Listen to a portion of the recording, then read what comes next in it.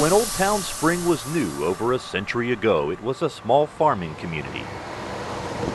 The agriculture, railroad, and lumber industries of Spring's past have faded into a more urban existence. But these second graders from Hoyland Elementary and Spring ISD know just where to go to learn about their community's history. This is the museum for Old Town Spring. And our museum is going to show you the way people lived long ago in Old Town Spring. This has been a great opportunity for the kids in Spring to learn about the history of their community, not just from what's going on in a book, but real life experience, an authentic historical experience for our kids. This event is part of Spring ISD's SHAPE program, the Spring Historical Artifacts Project and Experience.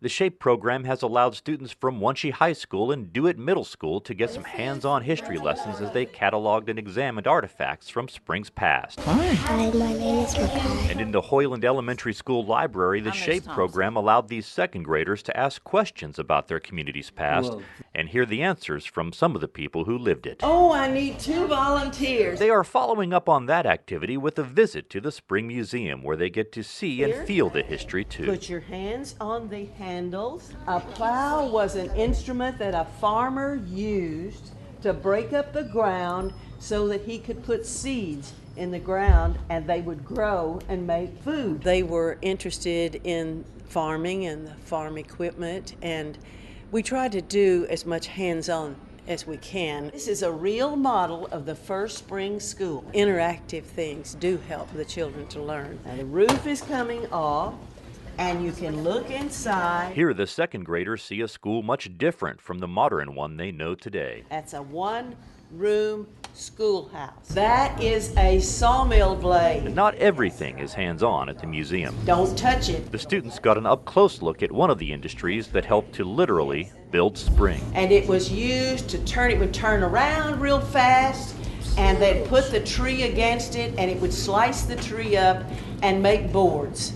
That's the biggest sawmill blade ever used at a sawmill in Spring. We can't just start our lives today and live our lives that way, that we have to know our past in order to appreciate our ancestors, in order to appreciate what we have today and what we've come from. So I think that's an important thing, and that's one of the big things that we do here. Outside, the students tour the old town and stop to consider what they've learned about the lives of the first Spring residents. They worked on railroads. They didn't have hospitals that we go to. Well, the schools we have now have more rooms. They didn't have cars. They had to work at farms, and that's the first thing that they had to work at. They've gotten to connect with the community, they've gotten to connect with the events and the places that those events took place, and really understand the story that Spring has to tell so that they can build on that for the future. I hope you've learned a lot about the history of Spring, and I hope you'll be able to talk about it at school and tell your moms and dads about it when you go home this evening. Their response indicated that they had been prepared very well to come to the museum, and they were ready to learn, and they knew why they were here, and I think that's very important. Thank you. I like to see them leave with a feeling that they have experienced a time in history, that they have experienced something very different from their lives today. I think that our children today left with that feeling. The Spring ISD SHAPE program will continue into the future so that Spring's history doesn't fade into the past.